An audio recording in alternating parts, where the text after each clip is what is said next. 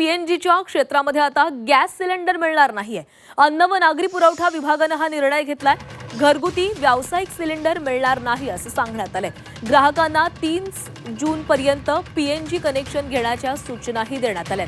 पाईपबंद नैसर्गिक वायू अर्थात पीएनजी सुविधा असलेल्या ठिकाणी घरगुती व व्यावसायिक वापरकर्त्यांना 30 जून पर्यंत एलपीजी सिलेंडर ऐवजी पीएनजीचा वापर सुरू करावा लागणार आहे। पीएनजी पुरवठा संस्थांकडे जूनपूर्वी नोंदणी करणं बंधनकारक असल्याची माहिती शिधा वाटप नियंत्रक व नागरी पुरवठा संचालक चंद्रकांत डांगे यांनी पत्रकार परिषदेमध्ये दिली आहे। यावेळी अन्न, नागरी पुरवठा व ग्राहक संरक्षण विभागाचे अपर मुख्य सचिव अनिल डिग्गीकर उपस्थित होते।